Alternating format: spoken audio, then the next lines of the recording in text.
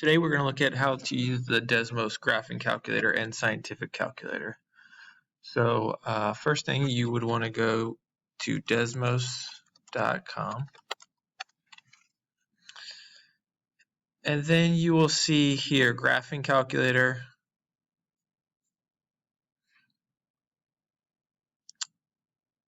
and there are other calculators right up here.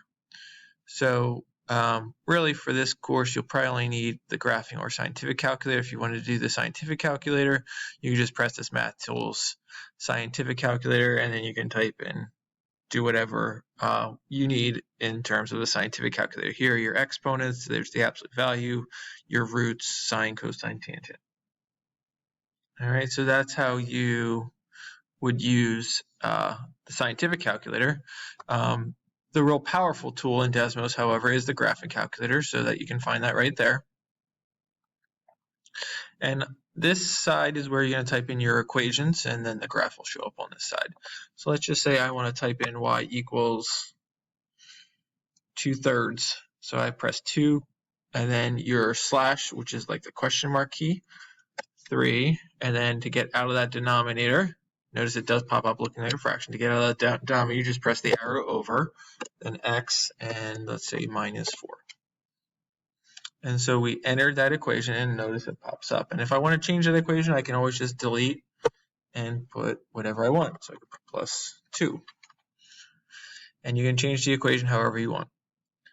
If you look on the right-hand side here, you can move the graph around as needed to make it get a better view for you. If you ever think you went too far in or out, like I can also zoom in or zoom out. And if you ever thought you zoomed too far in or out, you can always go back to this home button, and it takes you back to a standard window.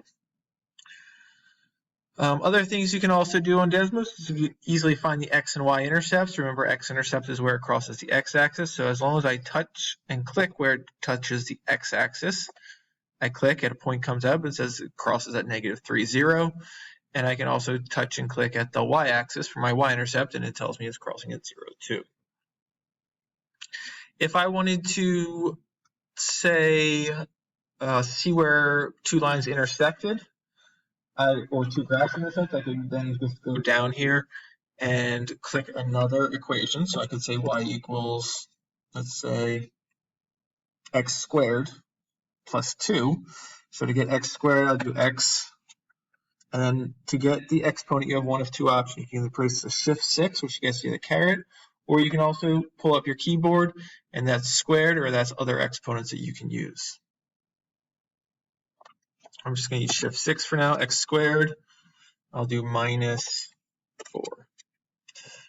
And now, again, same things comes up. Notice I can see my x-intercepts for my parabola, my u-shape, the y-intercept for my parabola, but I can also now see where they intersect. And again, notice these are not intersecting at nice integer values, they're intersecting at decimal values, which that's nice that Desmos can give us those values for us. We can also, within Desmos, create tables. So if you press this gear button up here, I can make a table. And it's always going to start your table going from x values from -2 to 2, and you can add x values from there. So you could go 3, and if you just keep pushing enter, it'll keep adding for you, or you can delete. You can also go in the negatives even more, but basically you have to type in your x values and the y value comes out for it. And if I want to do that for this one, again, same thing would hold true, make that into a table. I can also change the color and turn it on and off by using that circle. If I didn't have a table for it, that circle's on the left-hand side here, and you can always turn them on and off. All right, so both my equations are off right now. If I click those circles, both are now back on. Other than that, within this keyboard, you can see many other functions. There's your less than, greater than, less than or equal to, greater than or equal to, your absolute values right there, your radicals, there's pi, and then you have some other functions in here. And within here, you really have anything you would ever need. Your sine, cosine, tangent. There's some statistics things in here. and then some miscellaneous things. Again, there's different roots, so that's how you can get third root, fourth root. Here's log.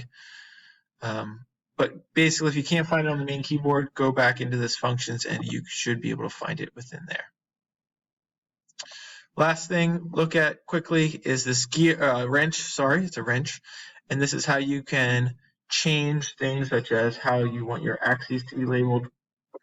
So if I want my axes to go from, let's say, -5 to 5, I would just write x values between -5 and 5.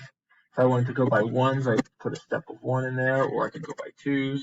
Notice my scale is now twos in here. It's -2, -4. I'll go by ones. I can label my x and y axis something different if I'm using a context for it.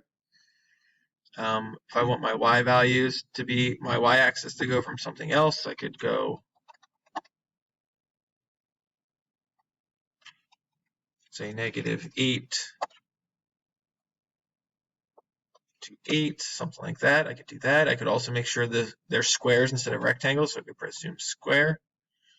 Now it squares everything up. All right, and if you ever are doing you can do this projector mode, which makes your grid lines darker if you'd like. So that's some of the basics of Desmos. Hope that you found this interesting and useful. Most importantly, useful.